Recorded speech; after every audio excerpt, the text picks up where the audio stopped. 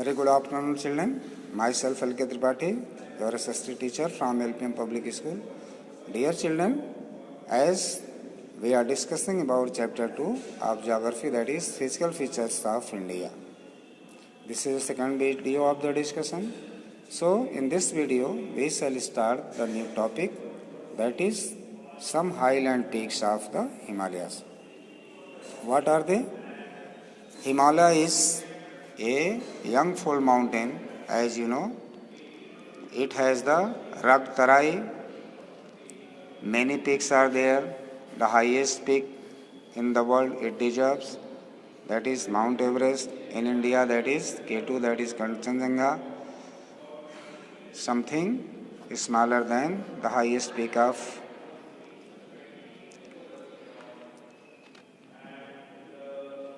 Himalaya. Now, let's go ahead. That is peak country height in meter. So, the highest peak, that is the Mount Everest of Himalaya, located in Nepal.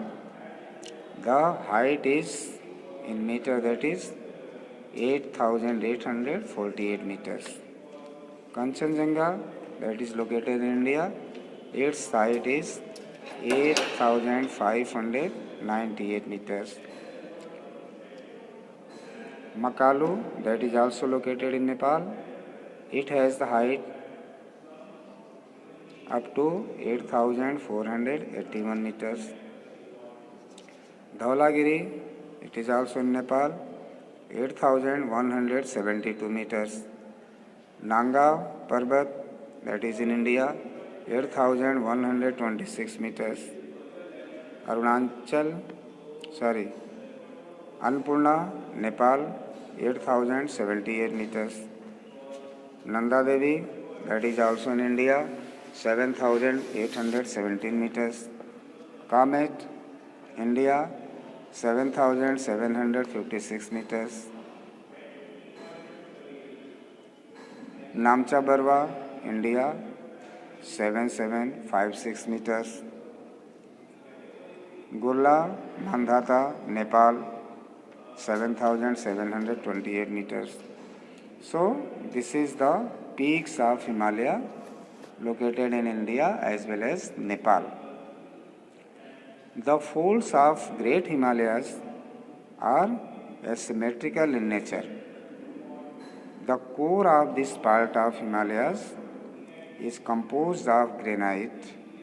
It is perennially snowbound, and a number of glaciers descend from this range. At the highest peak of the Himalaya, different glaciers are there, and the core of this mountain is made up of granite. That is, there is perennial snow, means all time snow is there, always 12 months covered from the snow. A number of glaciers are found due to a huge and heavy snowfall there. The range lying to the south of the Himadri forms the most rugged mountain system and is known as Himachal or Lesser Himalaya.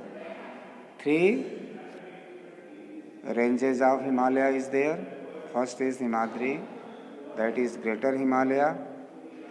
Second is Himachal, that is Lesser Himalaya. And third is Shivalik, that is Lower Himalaya. The ranges are mainly composed of highly compressed and altered rocks. The altitude varies between 3,700 and 4,500 meters, and the average width is of 50 kilometers.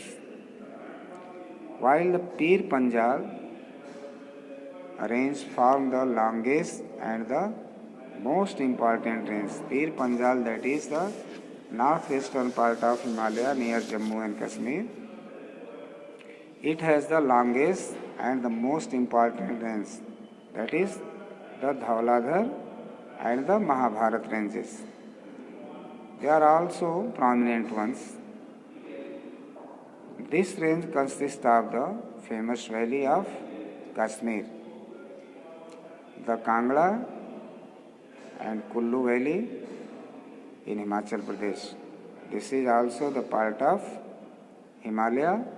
They are famous hill stations where people go in summer to enjoy there, to visit this place. Really, there is scenic beauty of the nature we can experience there. The outermost range of the Himalaya is called the Shivalik. That is outermost part. Himadri, Himachal, Shivalik. Lower Himalaya, that is also known.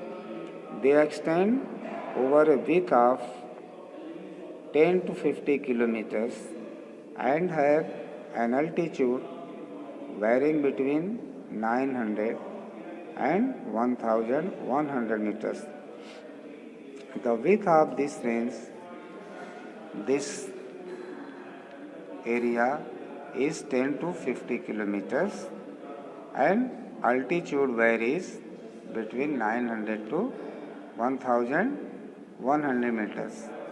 Means its height above the sea level is up to here, maximum up to 1100 meters. These ranges brought down by rivers from the main Himalayan ranges located farther north. These valleys are covered with thick gravel and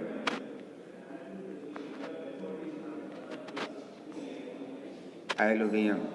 Most fertile area is this, rich in soil, fertility is very good. The longitudinal valley lying between Lesser Himalayan and the Shivaliks are known as dunes. Different types of dunes are there in the lower Himalaya, that is Shivalik. Likewise, Dehradun, Kotli Dune and Patli Dune are some of the well-known dunes. Besides the longitudinal divisions, the Himalayas have been divided on the basis of regions from west to east. These divisions have been demarcated by river valleys. For example, the part of Himalayas lying between Indus and Satluj has been traditionally known as Punjab, Himalaya, but it is also known regionally as Kashmir and Himachal. Himalaya from west to east respectively. This is very clear.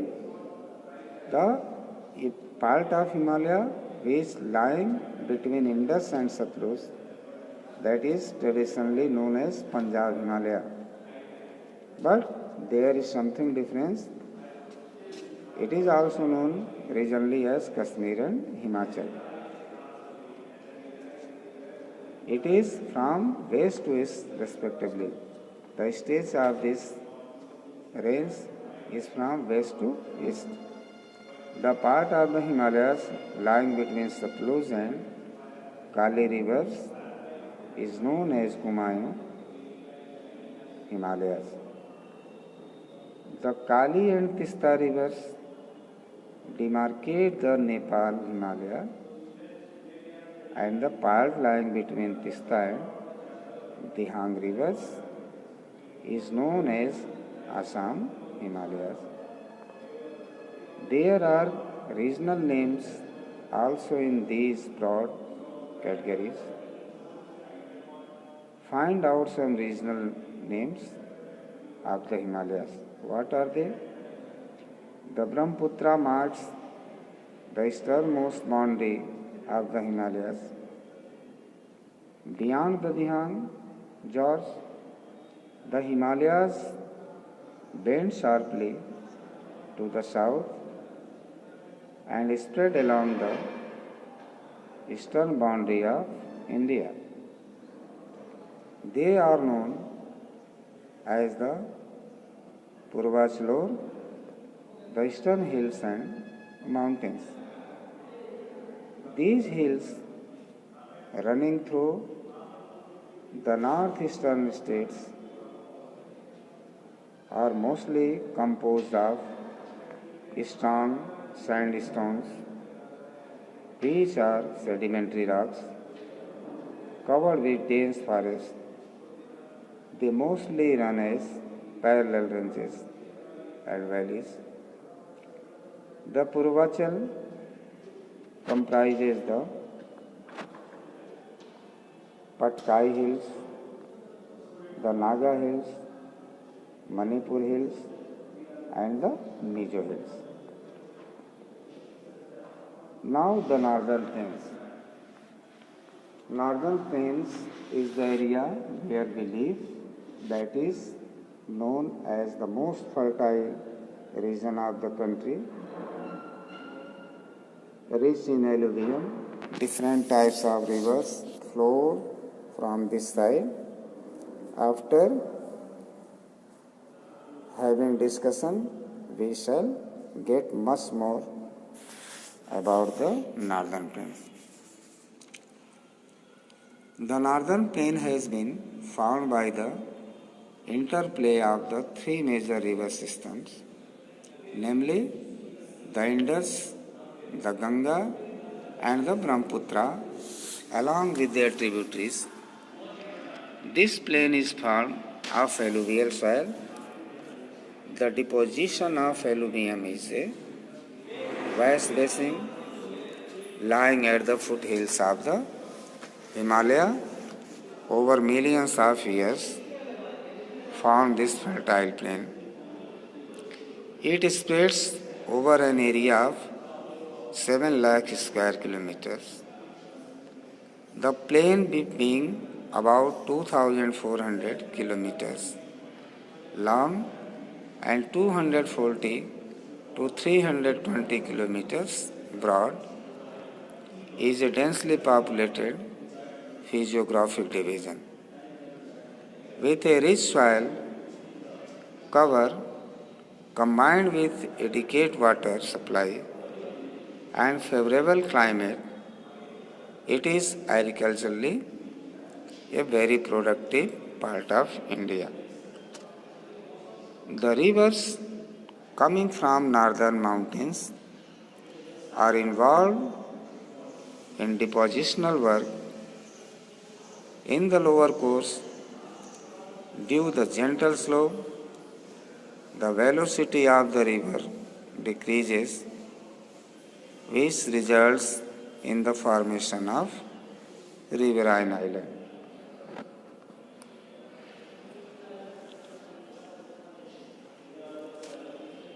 The rivers in their lower course split into numerous channels. Due to the deposition of silt, these channels are known as distributaries.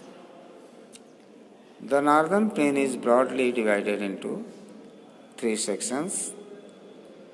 The western part of the northern plain is referred to as the Punjab Plains, formed by the Indus and its tributaries. The larger part of this plain lies in Pakistan.